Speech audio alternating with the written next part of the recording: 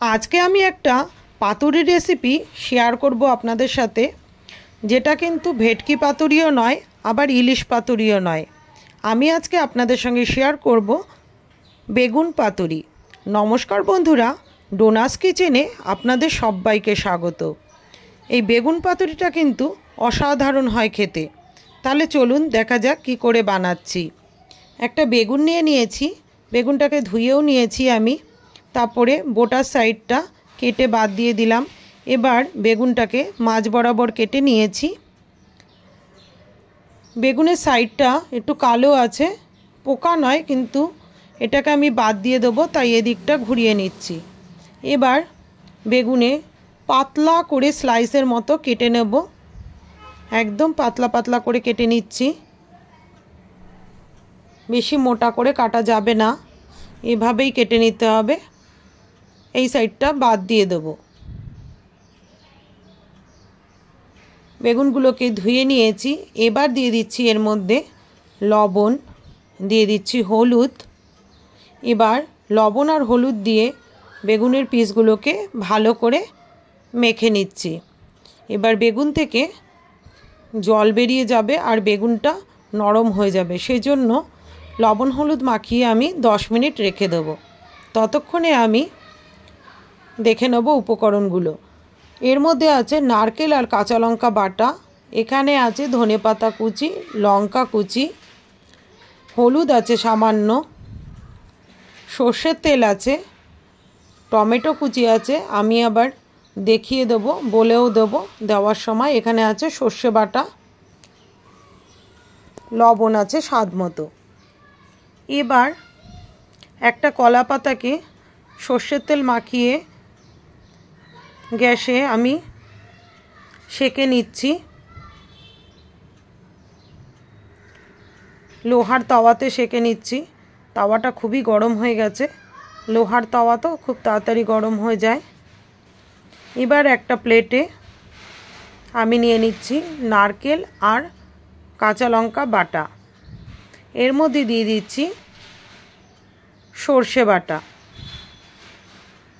তারপরে দিয়ে দিচ্ছি টমেটো কুচি, দিয়ে দিচ্ছি ধনেপাতা কুচি, লঙ্কার কুচি দিয়ে দিলাম,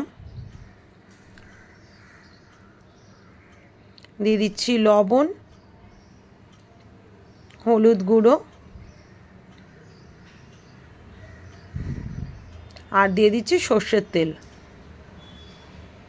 এবার এগুলো সব একসাথে ভালো করে মিশিয়ে নেব। খুব সুন্দর একটা গন্ধ বেরোচ্ছে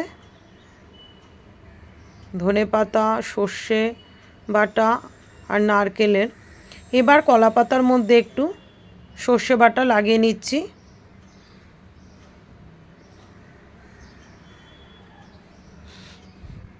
একটা পিস বেগুনের দিয়ে দিলাম, উপর থেকে মিশ্রণটা দিয়ে দিচ্ছি। তার উপরে আরেকটা পিস বেগুন দিয়ে দেব।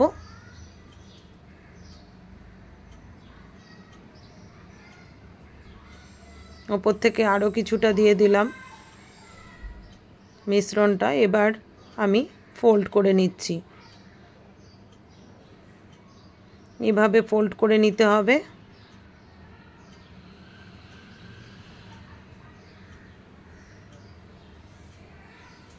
এবার সুতো দিয়ে বেঁধে নেব ভালো করে, যাতে খুলে না যায়।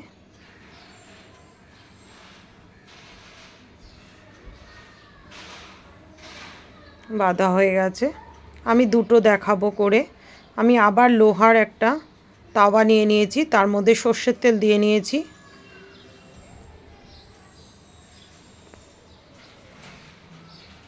আপনারা প্যান কড়াই যাই হোক তার মধ্যে সর্ষের তেল দিয়ে নেবেন। এবার আমি পাতুরিগুলো বসিয়ে দিচ্ছি ওর মধ্যে। এটাতে একটু মশলাটা বেশি দিয়েছিলাম, তাই একটু বেরিয়ে গেছিলো। এবার ঢেকে দিচ্ছি যতক্ষণ ওই পাশটা না হয়ে যায়। ঢাকনাটা খুলে আবার উল্টে দিয়েছি, দেখুন এভাবে 2-3 বার উল্টে দিয়েছি আমি। মোটামুটি হয়ে গেছে আমার। এবার একটা প্লেটে নামিয়ে নিয়েছি, খুলে দেখাচ্ছি কেমন হয়েছে। দেখুন কত সুন্দর হয়েছে। গরম ভাতের সঙ্গে রেসিপিটা কিন্তু ভীষণ সুন্দর হয়। একবার আপনারা ট্রাই করে দেখবেন যারা কখনো বানাননি। অনেক রকমের পাতুরিতেও খেয়েছেন, এটা একবার বানিয়ে দেখুন। যদি রেসিপিটা ভালো লেগে থাকে তাহলে একটা লাইক, কমেন্ট, শেয়ার করে দেবেন। সবাই ভালো থাকবেন, সুস্থ থাকবেন। ধন্যবাদ।